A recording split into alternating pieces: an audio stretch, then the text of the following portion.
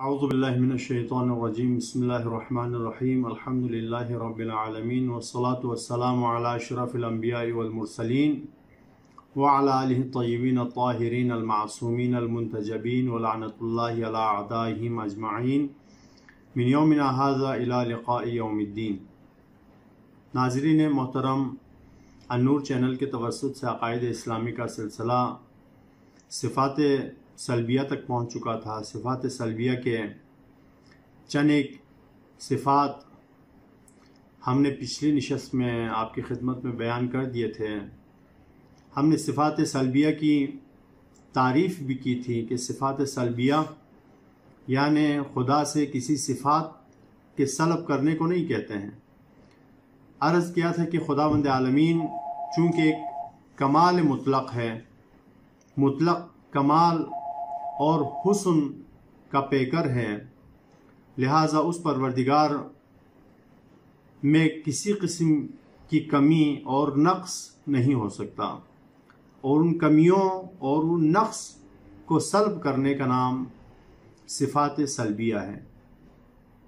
ہم نے چند ایک صفات سلبیہ کا ذکر کیا تھا، جن میں سے آپ کی خدمت میں بیان کیا کہ پہلی صفت جو خدا کے لیے شائستہ نہیں، جس سے خدا مبرہ ہے، جس سے خدا منزہ ہے، وہ جسمانیت کی صفت تھی، اور اس کے بعد دوسری صفت حلول تھی اور اتحاد۔ یہ وہ صفات تھی جو ہم نے بیان کی کہ خداوند عالمین میں نہیں ہو سکتی۔ آج جس صفت کو ہم بیان کرنا چاہتے ہیں کہ جس سے خداوند عالمین کی ذات وحدہ لا شریک مبرہ اور منزہ ہے، وہ ہے جہت اور سمت۔ خداوند عالمین جہت نہیں رکھتا، خداوند عالمین سمت نہیں رکھتا۔ اب آئیں اس صفت کی طرف جانے سے پہلے ہم یہ جان لیں کہ طرف اور سمت کہتے کسے ہیں۔ سمت، طرف اور جہت اس نقطے اور اس پوائنٹ کو کہا جاتا ہے کہ جو قابل رؤیت ہو، جسے دیکھنا ممکن ہو اور جس کی طرف اشارہ کیا جائے، جو محسوس ہوتا ہو اور جس کی طرف ہم دیکھ سکیں، جس کی طرف ہم اشارہ کر سکیں، اور ایسی چیز کہ جس کی طرف دیکھا جا سکے، جس کی طرف اشارہ کیا جا سکے، ایسی چیز جسم اور جسمانیت کی خصوصیات کے حامل ہیں۔ جبکہ ہم آپ کو بتا چکے ہیں کہ پروردگار وہ ذات وحدہ لا شریک ہے جو کہ نہ جسم رکھتا ہے اور نہ ہی اس میں جسمانیت کی کوئی خصوصیات پائی جاتی ہیں۔ اگلی صفت جو خداوند عالمین کی ذات سے سازگاری نہیں رکھتی، جس سے خداوند عالمین کی ذات پاک اور منزہ ہے، وہ صفت ہے کہ پروردگار حوادث اور دنیا میں آنے والے واقعات اور ایکسیڈنٹ کے تحت تاثیر نہیں آتا۔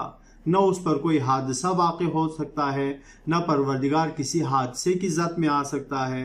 کیوں؟ اس کی وجہ یہ ہے کہ جس شے پر کوئی حادثہ واقع ہو جائے یا جو شے حادثے کی زد میں آ جائے، وہ ہمیشہ تغییر اور تبدیل کی حالت میں رہتا ہے۔ وہ قابل تغییر بھی ہے، وہ قابل تبدیل بھی ہے، جبکہ کسی بھی چیز کا تبدیل ہو جانا، قابل تبدیل ہونا، قابل تغییر ہونا، وہ اس شے کو محدود کر دیتا ہے۔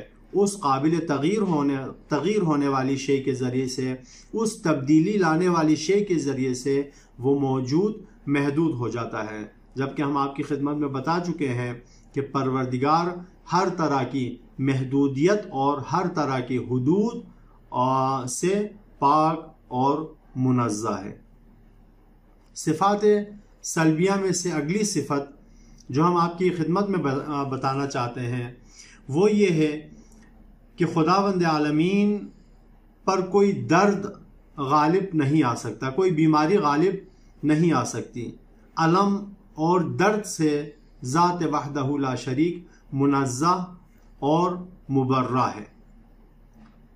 کیوں خداوند عالمین درد کا احساس نہیں کر سکتا، کیوں بیماری نہیں آ سکتی، کیوں علم اور اس طرح کی چیزیں خداوند عالمین کی ذات کے ساتھ سازگاری نہیں رکھتی؟ کیونکہ اگر ہم درد کو سمجھیں، اس صفت کو سمجھنے سے پہلے ہمیں یہ سمجھنا ضروری ہے کہ خود درد آتا کیسے ہے، خود بیماری آتی کیسی ہے۔ تو بیماری اور درد کو اگر ہم دیکھیں تو درد ہمیشہ اس وقت آتا ہے جب دو متضاد خاصیات والی اشیاء آپس میں ملیں، آپس میں ٹکرا جائیں اور ایک متضاد خاصیت دوسرے متضاد خاصیت پر غالب آ جائے۔ تو اس صورت میں دوسری متضاد خاصیت والی اس شے پر درد لاحق ہوتا ہے اور اس پر علم آ جاتا ہے، وہ درد محسوس کرنے لگتا ہے۔ جیسے کہ ہم دیکھ لیں ہمارا جسم یا حیوانوں کا جسم، اس کی متضاد خاصیت والی جو شے ہے وہ وائرس ہے۔ جب کوئی وائرس ہمارے جسم میں داخل ہو جائے، جب کینسر میں ہم مبتلا ہو جائیں، تو وائرس چونکہ ہمارے جسم کی خاصیت کے ساتھ سازگاری نہیں رکھتی، تضاد رکھتی ہے، تو اس وجہ سے اس وائرس کے آنے کے بعد ہمارا جسم درد محسوس کرتا ہے، حیوانوں کا جسم درد محسوس کرتا ہے۔ جبکہ ہم آپ کی خدمت میں بتا چکے ہیں کہ پروردگار کے مقابلے میں کوئی ایسا رقیب ہے ہی نہیں جو خداوند عالمین کے ہمتا ہو اور خداوند عالمین کے مقابلے میں اس کا متضاد قرار پائے، کیونکہ پوری کائنات یا کائنات کی ہستی اور کائنات میں جو بھی موجودات ہیں وہ تمام کے تمام خداوند عالمین کی مخلوق ہیں، اس کی مصنوع ہیں، اس کے قبضہ قدرت میں ہیں۔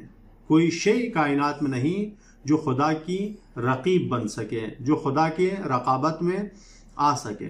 ہاں، ایک سوال یہاں پر اٹھ سکتا ہے، اگر خداوند عالمین کے کوئی رقیب نہیں تو کیوں پروردگار کو چند ایک ایسی صفات، چند ایک ایسے اعمال، چند ایک ایسے افعال، چند ایک ایسے کاموں سے کراہیت ہوتی ہے جن کاموں کی خداوند عالمین سے، جو کام خداوند عالمین کی شان کے برخلاف ہوں؟ مثال کے طور پر خداوند عالمین گناہ کو پسند نہیں کرتا، خداوند عالمین برے کاموں کو پسند نہیں کرتا، خداوند عالمین کو گناہوں سے کراہت ہوتی ہے۔ تو کیسے ممکن ہے کہ وہ خدا جس کا کوئی متضاد نہیں ہو، جس کا کوئی رقیب نہ ہو، وہ ایسی چیزوں سے کراہت کریں؟ تو اس کا جواب کچھ یوں ہے کہ چونکہ خداوند عالمین محض کمال مطلق ہے، کمال مطلق ہے، اچھائیوں کا مجموعہ ہے، خیر مطلق ہے، جس میں صرف اور صرف کمال اور خیر کے علاوہ کسی چیز کی گنجائش ہی نہیں، لہٰذا ہر وہ چیز جو اس کمال کے مقابلے میں ہو، جو خیر محض کے مقابلے میں ہو، جو کمال کا ضد ہو، جو خیر مطلق کا ضد ہو، ان سے خداوند عالمین، وہ ایسی چیزیں خداوند عالمین کو پسند نہیں، خداوند عالمین ایسی چیزوں کو ناپسند کرتا ہے اور اس سے خداوند عالمین کراہت کرتا ہے۔ لہٰذا غیر شائستہ چیزوں کو، غیر شائستہ اعمال کو، غیر شائستہ کردار کو پسند نہ کرنا ایک اور بات ہے، جبکہ کسی متضاد شے سے درد محسوس کرنا ایک الگ چیز ہے۔ آج کی